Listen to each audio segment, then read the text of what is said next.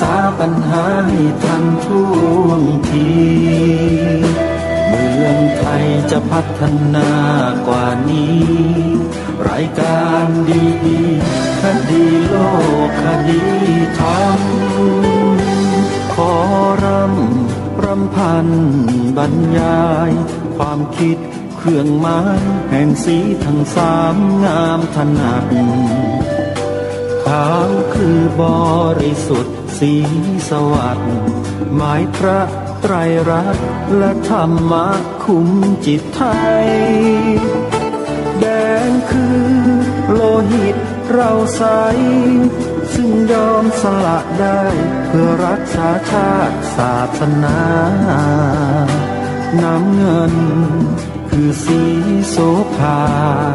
อันจอมประชาถ้าโปรดเป็นของส่วนอ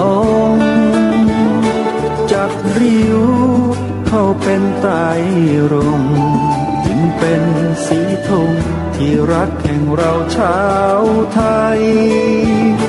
ทหารอวตารนำไปยงยุทธวิชัยวิชิตก็ชูเกียรติสยา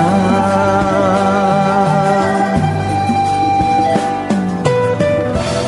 ประเทศไทยที่เจริญมั่นคงมาได้จนถึงทุกวันนี้มิได้เกิดขึ้นจากความหวาดกลัวอย่างคลาดเขลาแต่บรรพบุรุษไทยของเราทุกยุคทุกสมัยล้วนแต่มีความกล้าหาญและชาญฉลาดปกป้องเอกราชสร้างชาติให้เกิดความมั่นคงโดยมีธงแห่งพระไตรรัตน์เป็นเครื่องนำชัยจึงเป็นที่มาที่ไปของรายการคดีโลกคดีธรรมกล้าคิดก็ต้องกล้าทำอย่ากลัวถ้าทำความดีเร่งศึกษาปัญหาให้ทันท่วงทีเมืองไทยจะพัฒนากว่านี้รายการดีๆคดีโลกคดีธรรมรายการดีๆคดีโลกคดีธรรม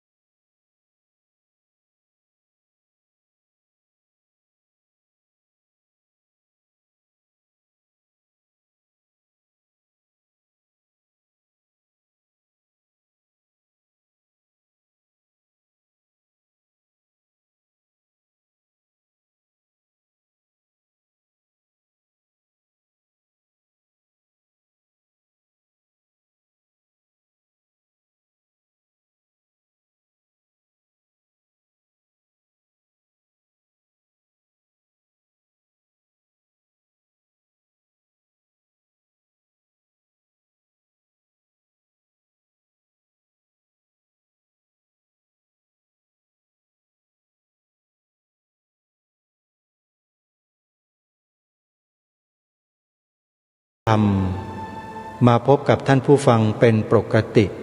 ทุกวันจันทร์ถึงวันศุกร์และวันเสาร์อาทิตย์ทางสถานีวิทยุแห่งนี้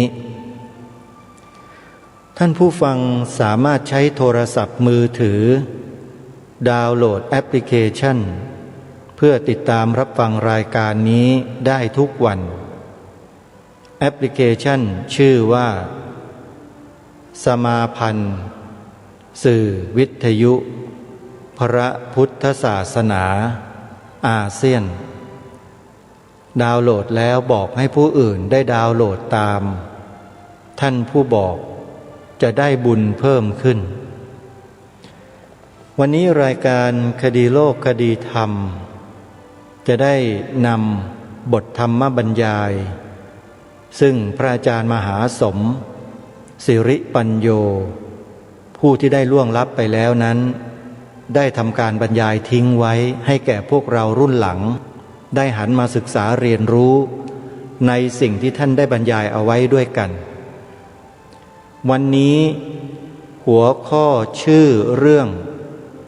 คล้ายๆคลึงกันกับครั้งที่แล้วแต่มีสร้อยต่อท้ายที่น่าสนใจอยู่ชื่อตอนต้นเหมือนกันคือโทษของยุคแต่สำหรับเทปนี้มีต่อท้ายว่าคนไม่มีธรรมวันนี้เราจะได้มาฟังท่านพระอาจารย์มหาสมพูดถึงคนไม่มีธรรมซึ่งเราเกิดในยุคนี้หรือเปล่ายุคคนไม่มีธรรมหรือไม่พระอาจารย์มหาสมจะเป็นผู้บรรยายให้ความรู้เรื่องนี้ได้เป็นอย่างดีด้วยประสบการณ์ความรู้ความสามารถของท่านที่ผ่านร้อนผ่านหนาวผ่านอะไรต่อไม่อะไรมาเยอะเดินธุดงค์ในป่าในดงก็ไปรูปเดียวอดข้าวเป็นเดือนนี่คือพระรูปนี้ท่านสาธุชนและท่านก็ไม่ได้เคร่งบ้าเคร่งบอถึงขนาดต้องมาด่าว่าพระสงฆ์รูปอื่นๆว่าไม่เคร่งและเสร็จแล้วก็กล่าวหาว่าเป็นโจรเป็นอะไรต่างๆนานาเหมือนกับพวกลูกหลานนางจินจมานาวิกาพวกลูกหลานเทวทัตกึ่งยุคพุทธกาลนี่แหละที่เป็นอยู่ทุกวันเนี้ยอวดอ้างพระวินัยของพระพุทธเจ้าข้อเดียวเล่นงานพระสงฆ์ทั้งสังฆมณฑลเลยกล่าวหาว่าเป็นโจรเพราะเพียงแค่ไปรับเงินธนบัตรที่ญาติโยมมีศรัทธาน้อมถวายให้แด่ท่านเพื่ออำนวยความสะดวกไอ้พวกลูกหลานเทวทัตลูกหลานนางจินจมานวิกาเนี่ยกล่าวหาพระทั้งสังฆมณฑลที่รับเงินจากญาติโยมเนี่ยนะว่าเป็นพวกโจรเดี๋ยวตรงนี้เดี๋ยวเราได้มาฟังแน่ๆอาตมาภาพเพิ่งจะค้นพบเจอเทปการแก้ปรับประวาทคนพวกนี้อ้างว่าเป็นชาวพุทธแล้วก็สอนธรรมะชั้นสูงสอนผิดสอนถูกอย่างไรเดี๋ยวมีพระมหาปริยธรรม9ประโยครูปหนึ่งท่านได้พูดถึงคนกลุ่มนี้เอาไว้น่าสนใจมากเหมาะสมอย่างยิ่งที่จะนำมาเปิดให้พวกเราชาวพุทธได้ฟังกันท่านมีความรู้ความสามารถตรงตามหลักพระธรรมวินัยเดี๋ยวลองฟังกันดูในโอกาสต่อไปเปิดให้ฟังแน่นอนไม่ต้องกลัวรายการนี้เนี่ยมีเทปธรรมบรรยายอะไรที่ทันต่อสถานการณ์และไม่ต้องกลัว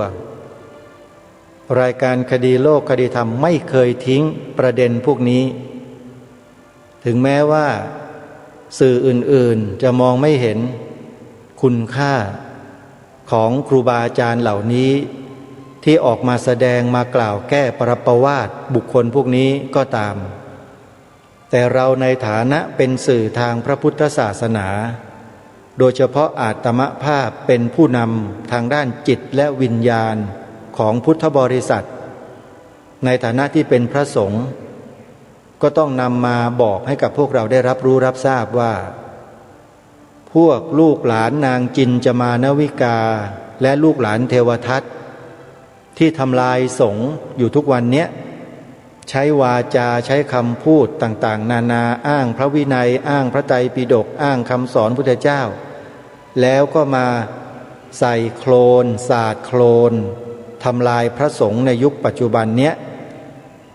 ดูซิว่าท่านพระมหาปริยธรรม9ประโยครูปนี้จะกล่าวถึงคนพวกนี้ว่าอย่างไรเดี๋ยวหลังจากจบเทปของท่านพระอาจารย์มหาสมอาตมาภาพจะนำมาเปิดให้ฟังแล้วก็ต้องขอร้องกับท่านผู้ฟังว่าให้ตั้งใจฟังให้ดีๆให้ตั้งใจฟังให้ดีๆแล้วเราจะหายสงสัยหลายคนไปฟังพวกลูกหลานนางจินจมานวิกา พูดว่าพระสงฆ์ตำหนิพระสงฆ์กล่าวหาว่าเป็นโจรเป็นอะไรต่างๆมานานจนหลงเชื่อเขาก็มีหลงเชื่อว่าพระที่รับเงินรับปัจจัยญาติโยมเนี่ยเป็นโจรคนพวกนั้นกล่าวหาว่าพวกอาตมาเป็นโจรนะโยมหลายคนเชื่อเรื่องพระรับปัจจัยรับเงินแล้วก็ไม่ถวายพระเลยกลัวบาปแต่หารู้ไหมว่าน่ะถูกหลอกถูกไอ้พวกลูกหลานเทวทัตลูกหลานนางจินจามานวิกาเนี่ยหลอกทั้งนั้นไม่จริงหรอกที่อาตมากล้าพูดว่าไม่จริงตรงนี้ปฏิเสธเนี่ยเพราะท่านมหาปริยธรรม9ประโยคที่กล่าวมาเนี่ยท่านอธิบายความเอาไว้ยกพระธรรมวินัยยกอะไรต่อมีอะไรมาให้เราได้ฟังได้ทำความเข้าใจกันแบบง่ายๆส่วนใครจะรับไม่รับแล้วแต่ที่แน่ๆก็คือว่าถ้าเราไม่ฟังผู้ศึกษามาอย่างดีรู้ถึงแก่นถึงหลักของพระธรรมวินัยแล้วเราจะไปเชื่อใครไปเชื่อไอ้คนที่มันไม่ได้ศึกษาเรียนรู้เหรอแล้วมาเที่ยวอ้างพระวินัยเพียงข้อเดียวมาเล่นงานพระสงฆ์กันทั้งบ้านทั้งเมืองอย่างนั้นหรือคุ้มไหมล่ะลองถามตัวเราเองดูสิว่าคุ้มไหมมีส่วนทำให้การทำลายพระสงฆ์ในประเทศไทยเกิดขึ้นแบบนี้โดยที่เราไม่สนใจใยดีที่จะมาช่วยกันปกป้องดูแลพระสงฆ์ของเราอาตมาภาพเป็นคนหนึ่งละที่ยอมไม่ได้ถ้ามีอะไรที่พอที่จะแก้ไขให้พวกเราได้เกิดความเข้าใจที่ถูกต้องตรงกันได้มันเป็นหน้าที่ของรายการคดีโลกคดีธรรมที่จะต้องทำส่วนใครไม่เห็นด้วยใครจะไปเชื่อพวกลูกหลานนางจินจามานวิกาลูกหลานพวกพระเทวทัตที่ทำสงฆ์แตกแยกทำลายสงฆ์แล้วก็แล้วแต่ต้องการจะลงนรกก็ว่ากันไปเถอะอาตมาภาพก็ได้แต่บอกว่าอย่านะโยมนะมาทำสิ่งที่เป็นบุญเป็นกุศลเหมือนเดิมกันเถอะพระท่านไม่ใช่โจรพระท่านก็คือลูกหลานญาติโยมชาวบ้านมาบวชก็หวังว่าพรรษาเดียวกูก็จะสึกไปหาเมียไปมีครอบครัวกันนั่นแหละแต่เพราะได้มาสัมผัสรสพระธรรมจากการศึกษาจากการเรียนรู้จากการปฏิบัติเราก็เลยรู้ว่าอ๋อชีวิตของมนุษย์เราสัตว์โลกของเรามันมีอยู่แค่นี้มันทำกันอยู่แค่เนี้ย1 2 3 4สัญชาตญาณ4ประการน่ะมันมีอยู่แค่นี้จริงๆไอ้มนุษย์เราเนี่ยมันพิเศษหน่อยมันฉลาดกว่าสัตว์มันพัฒนาอะไรต่อไม่อะไรเทคโนโลยีเสร็จแล้วมันก็พัฒนาอุปาทานพัฒนาตัณหาให้มันละเอียดให้มันสุขุมคัมภีรภาพได้มากกว่าสัตว์มันก็เลยทำอะไรได้เลวกว่าสัตว์ก็มีเยอะแต่ไอ้มนุษย์อย่างพวกเราชาวพุทธทั้งหลายที่ศึกษาพระธรรมวินัยปฏิบัติตามพระธรรมวินัยพอสมควรแก่อัตภาพจนสามารถยับยั้งชั่งใจตัวเราเองไม่ให้ไปวางระเบิดเจ้าหน้าที่ไม่ให้ไปยิงเจ้าหน้าที่ยิงพระฆ่าพระฟันหัวกบาลพระเราอยู่อย่างนี้ของเราได้ส่งเสริมกุศลธรรมให้ดีให้มีงามในสังคมถามว่าแค่นี้ไม่พอหรือยังไงจะเอาอะไรกันนักหนาจะไล่ให้พระไปเป็นพระอรหันต์กันนั่นมันไล่ได้ที่ไหนเล่าของพวกนี้มันเป็นปัจจัตตังเฉพาะตนใครมีความสามารถก็ไปถือธุดงค์13เอาเองดิไปอยู่ในถ้ำในหลืบในป่าในเขาเอา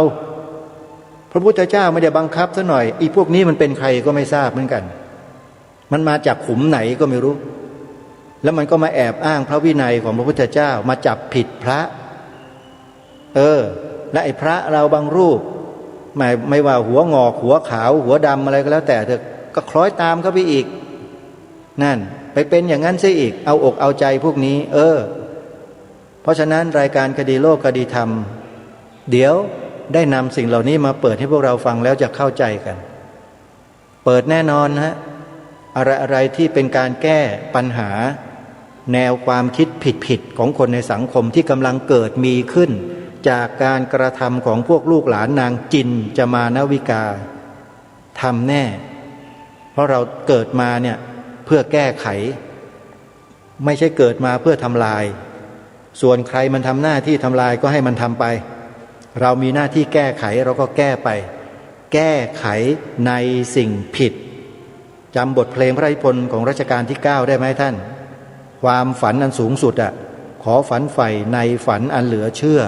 ขอสู้สุขทุกเมื่อไม่หวั่นไหวขอทนทุกข์รุกโรมโหมกายใจขอฝ่าฟันผองภัยด้วยใจทนงเห็นไหมเนี่ยไปฟังให้จบเถอะแล้วก็ใช้พระราชปณิธานตรงนี้ของพระองค์ท่านเนี่ยมาใส่เกล้าใส่กระหม่อมแล้วทำงานทำหน้าที่กันต่ออย่าหวั่นไหวแค่ปากหอยปากปูพวกเนี้ยนิดเดียวเองเรื่องเล็กเดี๋ยวมีผู้รู้ท่านก็ค่อยๆมาแก้ไขค่อยๆมาอธิบายทำความเข้าใจให้สังคมได้รับทราบและรายการคดีโลกธรรมก็ถือเป็นหน้าที่ที่จะต้องนำเสียงของครูบาอาจารย์เหล่านั้นเนี่ยมาเปิดให้ฟังแต่วันนี้พระอาจารย์มหาสมศิริปัญโยรูปเนี้ยท่านพูดเรื่องโทษของยุคอีกประเภทหนึ่งซึ่งจะเข้มข้นกว่าเทปที่แล้วด้วยมีคำห้อยท้ายว่าคนไม่มีธรรมส่วนจะโดนใครบ้างไม่รู้นะหลบกันเองนะอาตมาภาพไม่ได้พูดนะท่านพระอาจารย์มหาสมจะพูดถึงใครตำแหน่งไหนอย่างไรที่เป็นคนไม่มีธรรมเตรียมรับกันให้ดีนี่คือท่านพูดตามหลักพระธรรมวินัยเดี๋ยวมาติดตามรับฟังพร้อมๆกันท่านสาธุชนวันนี้วันที่17แล้วโยมขึ้น11ค่ำอีกไม่กี่วันก็จะออกพรรษาแล้วปีนี้วันออกพรรษาตรงกับวันพฤหัสบดีขึ้น15ค่ำเดือน11วันพฤหัสบดีที่21ตุลาคมเป็นวันออกพรรษาพอถึงวันที่22วัดป่าจริยธรรมอำเภอนาด้วงจังหวัดเลยก็จะตั้งองค์กฐินขึ้นแล้วก็บำเพ็ญกุศลด้วยการนิมนต์ครูบาอาจารย์พระสงฆ์มาแสดงธรรมเป็นการฉลององค์กฐินตลอดทั้งวันทั้งคืนเสร็จแล้วเช้าวันที่23 9 นาฬิกาก็จะประกอบพิธีทอดกฐินวัดป่าจริยธรรมปีนี้เชิญชวนศรัทธาสาธุชนได้ร่วมเป็นเจ้าภาพทอดกฐินเพื่อร่วมสมทบปัจจัยบริวารกฐินสร้างมหาอุโบสถและพระประธานให้แล้วเสร็จใครมีศรัทธาก็ขอเรียนเชิญเจริญพรได้นะโยมนะหลังจากนั้นวันที่23-24 ตุลาคมต่อเนื่องกันวัดบ้านปลาคูนอำเภอโพนทรายจังหวัด101ของหลวงพ่อเจ้าวาดเจ้าคณะตำบลท่าหาดยาวแล้วก็ท่านพระครูสมุนิติศาสตร์ญาณิสโรก็จะจัดทอดกฐิน23-24อาตมาภาพไปที่ไหนไม่ได้สักแห่งหนึ่งโยมเพราะว่าติดภาระต้องทำอะไรหลายอย่างต้องขออภัยครูบาอาจารย์ด้วยนะครับอย่าเพิ่งนิมนต์ผมในช่วงนี้นะครับจากนั้นวันที่30 ตุลาคมจะมีการทอดกฐินสามัคคีที่วัดฝายหินตำบลสุเทพอำเภอเมืองจังหวัดเชียงใหม่วัดฝายหินนั้นถือว่าเป็นวัดที่มีการเผยแผ่ธรรมทางพระพุทธศาสนาอย่างต่อเนื่องและยาวนานมาพอสมควรเลยผู้ดูแลสถานีวิทยุคือท่านอาจารย์พระครูสมุวิสุวัตวรกิจโจเป็นพระที่เอาใจใส่ต่องานเผยแผ่พระพุทธศาสนาอย่างยิ่งญาติโยมอย่าลืมช่วยส่งเสริมสนับสนุนครูบาอาจารย์ของเราด้วยเนอวัดฝายหินเนอหลังมอเชียงใหม่นะโยมนะวัดนี้อยู่ตรงนั้นเดินทางขึ้นไปเลยไปกราบนมัสการท่านถามท่านว่ามีอะไรให้โยมจะช่วยบ้าง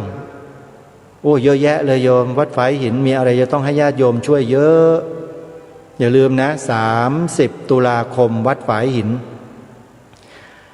วัดหนองกายอำเภอแม่แตงเชียงใหม่ทอดกฐินวันอาทิตย์ที่7 พฤศจิกายนวัดหนองกายทำประโยชน์ให้สังคมหลายด้าน โดยที่พวกเราเองที่ฟังรายการอยู่เนี่ยหลายท่านไม่ทราบหรอกท่านช่วยเหลือโรงพยาบาลช่วยเหลือผู้ป่วยช่วยเหลือคนพิการช่วยเหลือคนยากไร้ช่วยเหลือสำนักสงฆ์วัดวาอารามต่างๆที่ขาดแคลนช่วยเหลืออะไรต่อไม่อะไรเยอะแยะภัยพิบัติน้ำท่วมไฟไหม้วัดหนองกายรับแล้วก็ระดมญาติโยมช่วยปีนี้ทอดกฐินวันที่7 พฤศจิกายน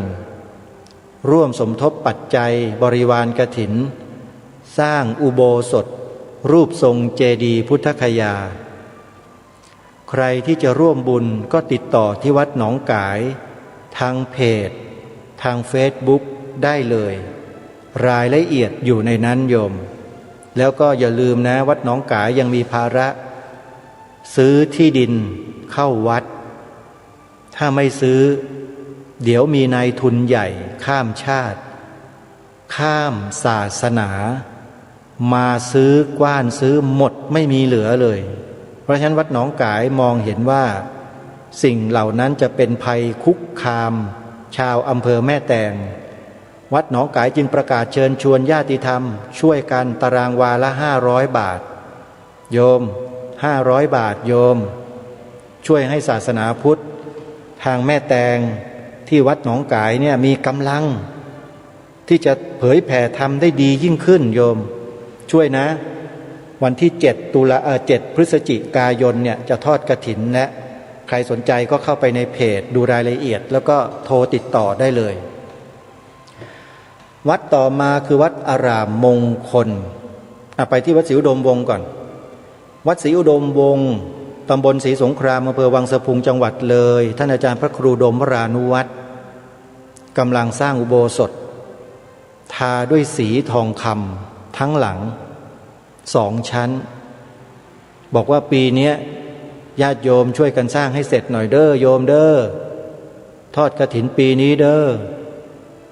วัดศรีอุดมวงศ์จึงกำหนดวันทอดกฐินวันที่8 และ 9 พฤศจิกายน8 9 พฤศจิกายนขอเชิญชวนทุกท่านร่วมเป็นเจ้าภาพกฐินสามัคคีวัดศรีอุดมวงศ์นะโยมนะวัดศรีอุดมวงศ์อยู่ที่อำเภอวังสะพุงจังหวัดเลยดูในเพจดูในเฟซบุ๊กได้เลยเหมือนกันเดี๋ยวนี้สะดวกฮะการติดต่อสื่อสารค้นหาไม่ยากถัดมาเป็นบุญกฐินของวัดอารามมงคลตำบลยางตลาดอำเภอยางตลาดจังหวัดกาฬสินธุ์พระครูปริยัติโพธิธรรมโยมก็ใครอยู่แถวนั้นก็ลองดูสภาพของอาจารย์พระครูปริยัติโพธิธรรมดูแล้วกันว่าท่านนั้นทุ่มเทในการทำงานเพื่อพระพุทธศาสนาเพื่อสังคมเพียงใดสู้ผอมไม่ได้หลับไม่ได้นอนขบฉันก็ไม่ได้มากห่วงแต่สามเณรที่ท่านเลี้ยงดูไว้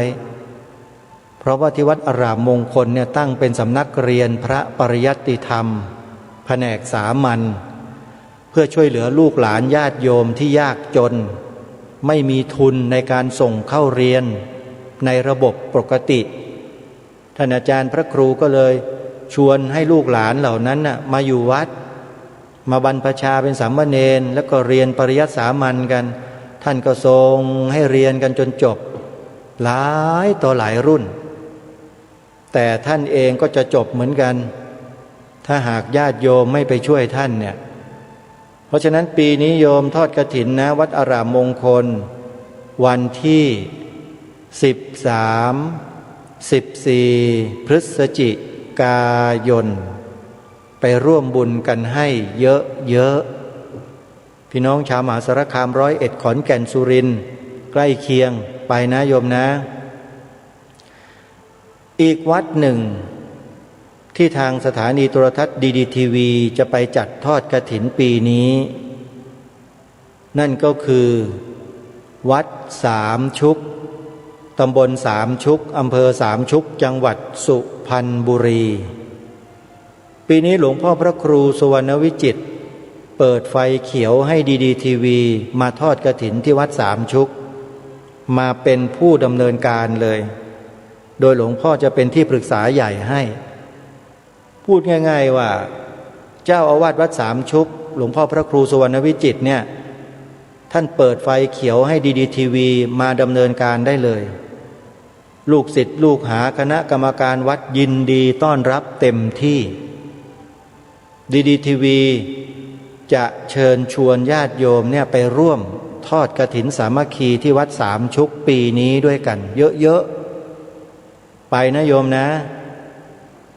วัดสามชุกจะทอดกฐินวันสุดท้ายขึ้น15 ค่ำเดือน12ปีนี้ตรงกับวันศุกร์ที่19พฤศจิกายน19พฤศจิกายนนะไปทอดกฐินด้วยกันที่วัดสามชุกมีของดีแจกแล้วก็มีการจัดปฏิบัติกรรมฐานต่อจากงานกฐิน4 คืน 5 วันด้วยใครที่อยู่ครบ4 คืน 5 วันก็จะได้รับใบประกาศเกียรติคุณจากทางวัดออกให้ด้วยเอาใครสนใจติดต่อสอบถามได้ที่หมายเลขโทรศัพท์089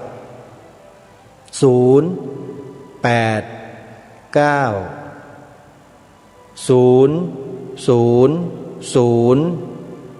8462มี03ตัวติดกันเลยโยม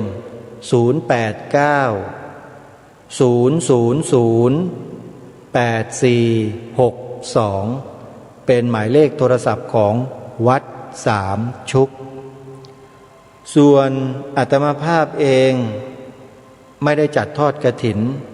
ไม่ได้จัดทอดผ้าป่าเพราะสถานที่ปลูกป่าที่สวนป่าสามัคคีธรรมนั้นเราไม่ได้ตั้งเป็นสำนักสงฆ์ไม่ได้ตั้งเป็นวัดเราต้องการจะทำให้เป็นอารามอันเกลื่อนกล่นไปด้วยต้นไม้นานาพันธุ์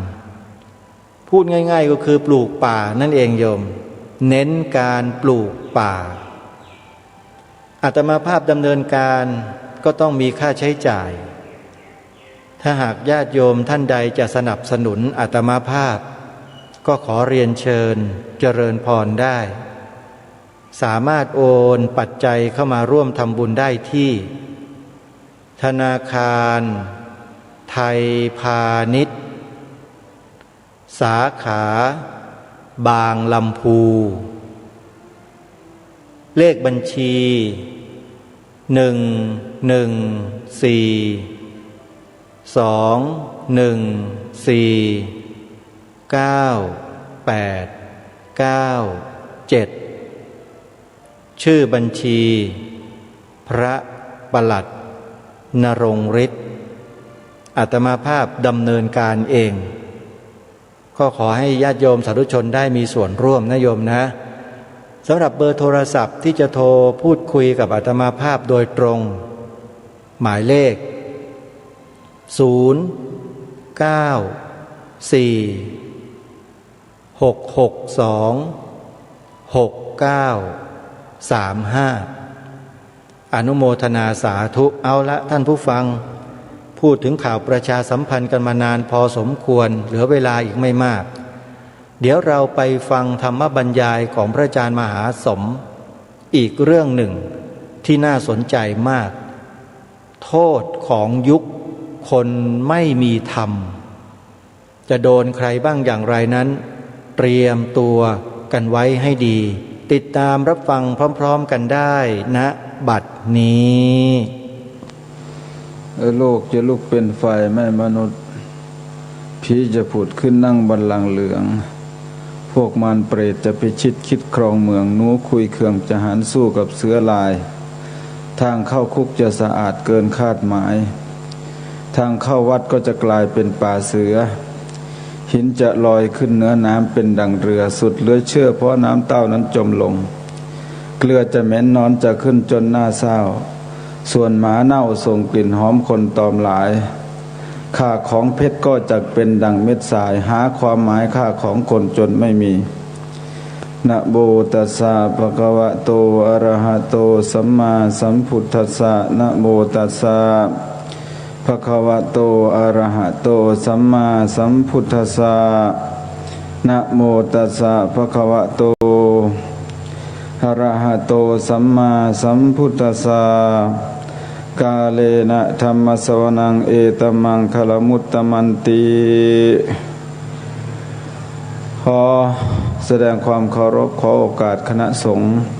และขอเจริญพรสิริสวัสดิ์พิพัฒนมงคลพิบูลย์พูนผลจงบังเกิดมีแด่เหล่าญาติโยมผู้สนใจในศีลในธรรมโดยทั่วกันทุกท่านทุกคนณโอกาสนี้วันนี้ก็เป็นวันที่23ก็ถือว่างานเราได้เดินทางมาเกินครึ่งงานก็ค่อนงานมาแล้ว งานปรารภธรรมอย่างนี้นี่เป็นงานยิ่งใหญ่เป็นงานที่พระสัมมาสัมพุทธเจ้าท่าน ให้คะแนนเป็นกรณีพิเศษนะพูดภาษาสมัยใหม่ก็ถ้าพูดในภาษาพุทธเจ้าคือให้ความสำคัญคืองานจารโลงธรรมอย่างนี้นี่ในยุคที่โลกกำลังจะลุกเป็นไฟไม่มนุษย์ผีจะผุดขึ้นนั่งบัลลังก์เหลืองพวกมารเปรตจะพิชิตคิดครองเมืองหนูคุยเขื่องจะหารสู้กับเสือหลายทางเข้าคุกจะสะอาดเกินคาดหมายทางเข้าวัดก็จะกลายเป็นป่าเสือในยุคอย่างนี้นี่เป็นยุคที่เรียกว่าโทษเกิดขึ้นจากยุคนี้ยิ่งใหญ่เหลือเกินเราชาวพุทธนี่ก็ถูกกัดกร่อนจากตัวแปรเยอะแยะมากมายในโลกมีความเจริญในด้านวัตถุอย่างที่เราเห็นเรานั่งรถไปตามสถานที่ต่างๆในปัจจุบันโดยเฉพาะถนนวงแหวนตามสี่แยกวงแหวนนี่จะถูกกว้านซื้อด้วยนายทุนผู้มีเงินเยอะแยะมากมายแล้วในที่สุดก็สร้างห้างสรรพสินค้าขึ้นมาความเจริญที่เรามองเห็นนี่เป็นเรื่องฉาบฉวยมากเป็นเรื่องที่บางคนรู้ไม่เท่าทันก็อาจจะเกิดความดีอกดีใจเกิดความภูมิอกภูมิใจว่าประเทศเราเจริญแต่นั่นน่ะคือสิ่งตัวแปรที่กำลังคืบคลานเข้ามามีบทบาทในชีวิตของเราเองวิถีชีวิตของชาวพุทธนี่เราก็เลยลืมความสัมพันธ์ระหว่างกันความสัมพันธ์ระหว่างกันนี่พระสัมมาสัมพุทธเจ้าท่านให้ไว้จริงๆให้ครบไปหมดแล้วในสิกขาละสูตรเกี่ยวกับเรื่องความสัมพันธ์ระหว่างกันระหว่างพ่อแม่ลูกระหว่างครูอาจารย์กับลูกศิษย์ระหว่างเพื่อนกับเพื่อนระหว่างสามีกับภรรยาระหว่างสมณะชีพราหมณ์กับญาติโยมฆราวาสพระพุทธเจ้าท่านได้บอกไว้อย่างละเอียดมากเกี่ยวกับเรื่องความสัมพันธ์ระหว่างการกระทำต่อกันและกันระหว่างคนกับคนโดยเฉพาะคนคนนั้นมีหน้าที่อะไรทำหน้าที่เป็นนักบวชหรือว่าทำหน้าที่เป็นฆราวาสจะทำหน้าที่ต่อกันยังไงในฐานะว่าเป็นภิกษุสงฆ์นี่พระพุทธเจ้าท่านถือว่าเป็นอุดมเพศเป็นอุดมเพศคือเป็นที่หวังบุญของญาติโยมสังโฆเวชชตังปุญญมากังขมานานังสังโฆเวชชตังคาถานัปปิกาในบทสวดอักขิหุตังมุขายัญญาสาวิธิชันทโสมุขังราชามุขังมนุสสานังนาทีนังสาคโรมุขังนักขาตานังมุขังจันโทพระพุทธเจ้าท่านได้ตรัสถึงเรื่องว่าในบรรดายันทั้งหลายเนี่ย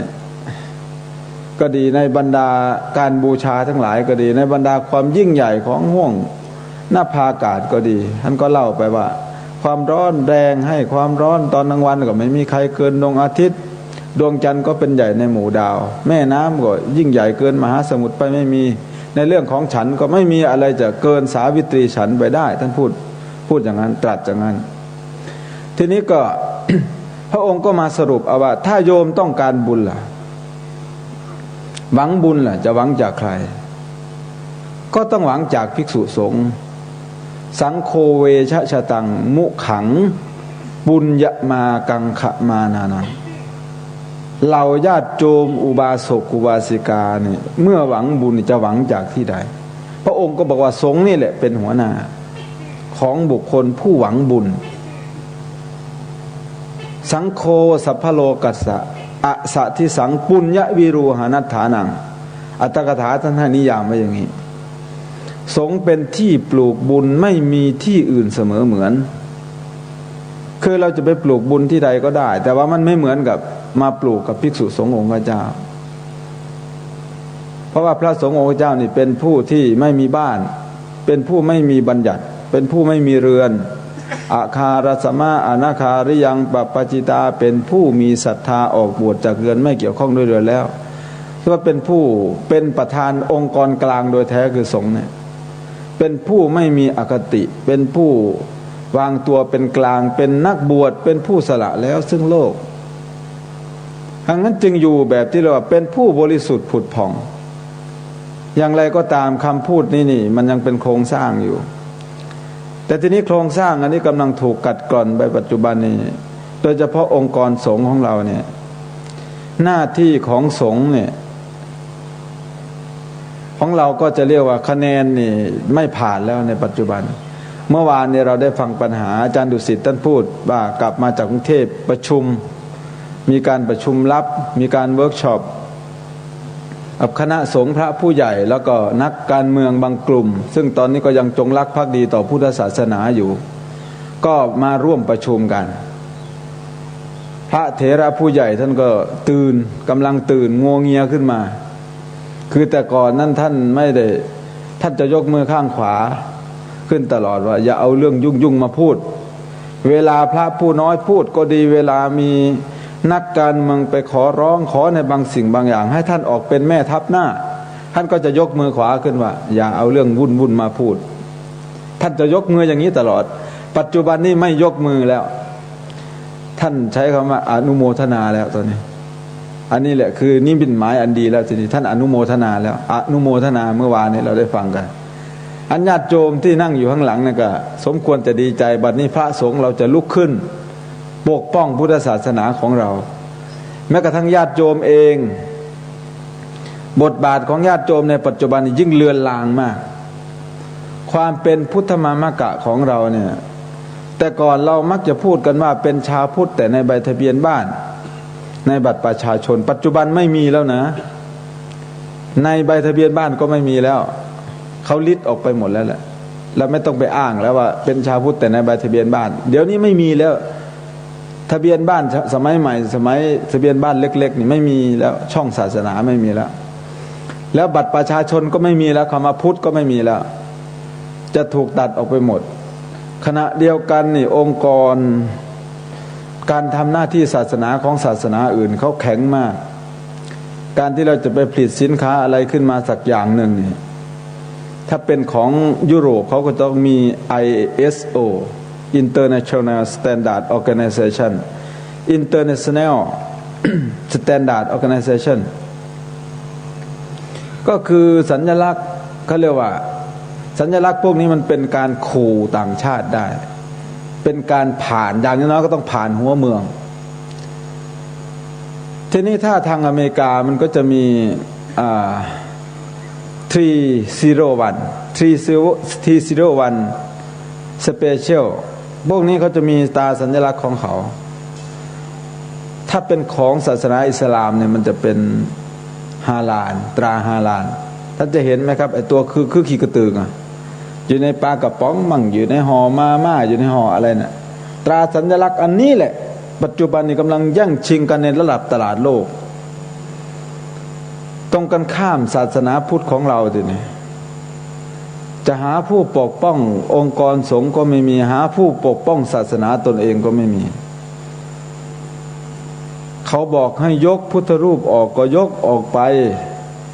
เขาบอกให้เอาถอดคำไหนออกก็ถอดออกไปในหลักวิชาการการทำหน้าที่ปกป้องพุทธศาสนาของเรานี่อ่อนมากเรียกว่าอ่อนที่สุดในโลกก็ว่าได้ทั้นศาสนาที่เป็นศาสนาอย่างศาสนาอิสลามในปัจจุบันเนี่ยก็คือคนพุทธเดิมนั่นเองนะครับเริ่มตั้งแต่นู่นแหละปากีสถานอัฟกานิสถานเคอร์กิสถานเติร์กเมนิสถานอาเซอร์ไบจันคีกิส จอร์เจียพวกนี้ใช่ทั้งหมดเลยแถบเอเชียกลางซึ่งเป็นเส้นทางสายไหมบางคนอาจจะเข้าใจว่าทำไมเส้นทางนี้จึงมีคนนับถือศาสนาพุทธมากเพราะมันเป็นเส้นทางสายไหมที่หลวงพ่อถังสำจั๋งเดินทางเส้นนี้โดยเฉพาะหลวงพ่อถังสำจั๋งนี่เดินผ่านเส้นนี้โดยเฉพาะนะครับผ่านตะวันตกเฉียงใต้ของประเทศจีนออกไปนี่ประกอบกับพระเจ้าอโศกมหาราชก็ได้ส่งธรรมทูตสายที่หลวงพ่อธรรมรักขิตขึ้นไปทางตอนนั้นขึ้นไปทางเปอร์เซียท่านชาวพุทธจึงมั่นคงมากในสมัยนั้น100%พระสงฆ์องค์เจ้านี่มีความศรัทธามากในการที่จะสร้างความมั่นคงให้พุทธศาสนาโดยพื้นฐานก็คือการทำพุทธรูปใหญ่ที่เราเห็นฝีมือพระทั้งหมดนะครับผมไปที่ถ้ำอชันตาเอโลล่า ที่ประเทศอินเดียเนี่ยไปเห็นแล้วก็อัศจรรย์มากผมไปยืนอัศจรรย์พวกเขาก็ดูเอาเดินดูเอาผมไปยืนอัศจรรย์มันทำได้ยังไงครับฝีมือพระโดยเฉพาะมุมในห้องลึกๆอ่ะแล้วมันสูงด้วยน้ำซ้ำยังมุมห้องนั่นน่ะโยมมุมถ้ำอ่ะมันไม่ใช่มุมต่ำๆน้ำสูงกว่าศาลาหลังเนี่ยก็ยังมีพุทธรูปเล็กๆๆๆที่เรียงกันอย่างถี่จิ๊บเหมือนพวกโยมถักผมเปียน่ะเหมือนอย่างนั้นน่ะผมเองอาตมาเองก็ไปยืนอัศจรรย์ว่ามันใครขึ้นไปแทะเอาสิวอะไรขึ้นไปแทะแล้วไปเอาอะไรขึ้นไปเหยียบงอยอยู่ข้างบนนั้นแล้วใครเป็นผู้ส่องไฟให้ไฟมีหรือยังในสมัยนั้นผมไปยืนวิเคราะห์โอ้ยศรัทธาเนี่ยพระสงฆ์องค์เจ้าในสมัยนั้นความศรัทธาของท่านน่ะการปกป้องพุทธศาสนาน่ะพระพุทธเจ้าท่านตรัสออกมาแต่ละคำเนี่ยภิกษุจะต้องเอาใส่ใจนะครับภิกษุรูปหนึ่งอย่างท่านโลหณะเนี่ยไปเข้าสมาบัติจุปาหิมพานต์เข้าสมาบัตินะครับไม่ได้ไปเล่นนะเข้าสมาบัตินะครับตอนนั้นน่ะพระยามิลินนี่มาโต้วาทะ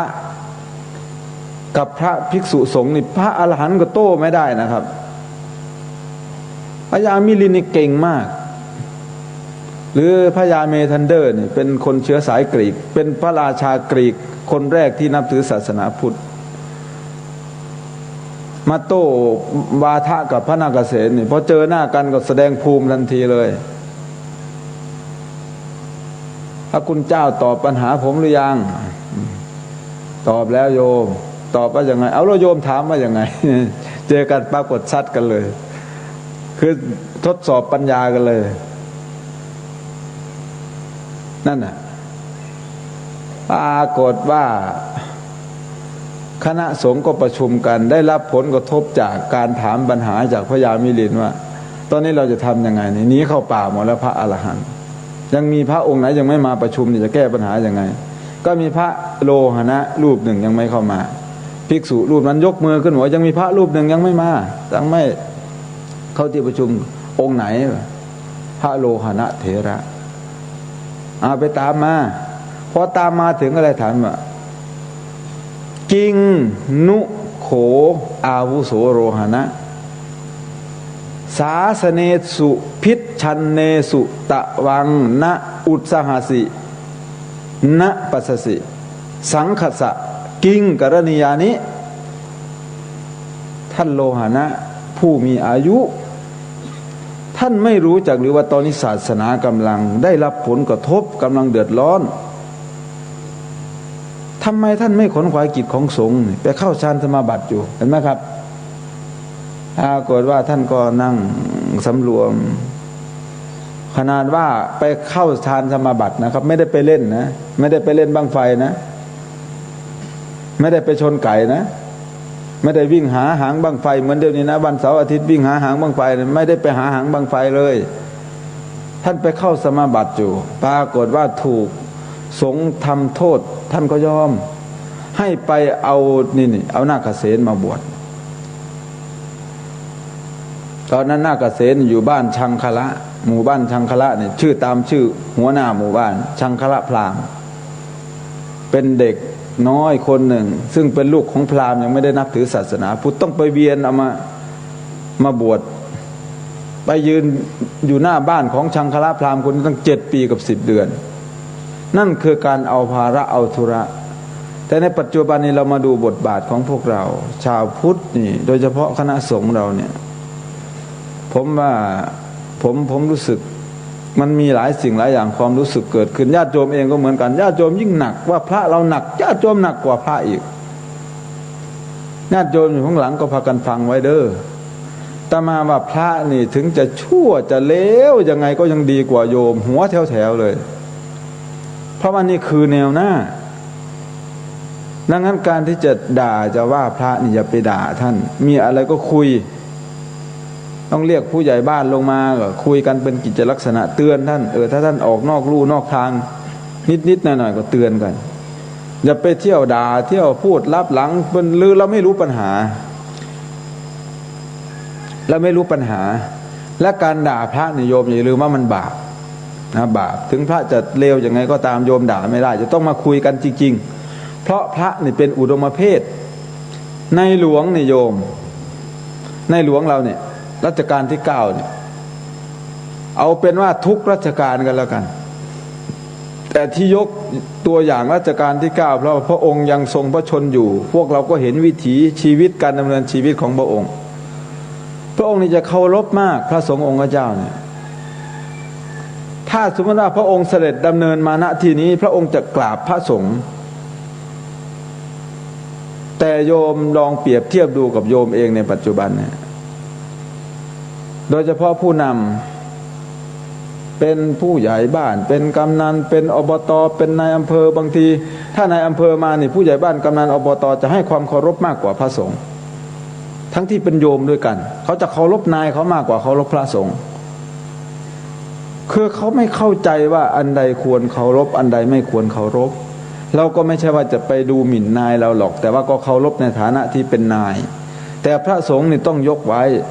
คือเป็นพวกอุดมเพศอาตมาอยากจะถามโยมว่าถ้าเกิดพ่อแม่เราล้มหายตายจากไปณวันนี้พรุ่งนี้เกิดในหมู่บ้านเรานี่มีพ่อใหญ่ทายกอยู่4 คนแต่ละคนนี่ไม่ดื่มเหล้าไม่สูบบุหรี่เลยนิสัยดีมากใส่ชุดขาวตลอดลงวัดลงวาตลอดกับมีพระอยู่ในวัดอีก4 รูปทำบั้งไฟแข่งกันอย่างเดียว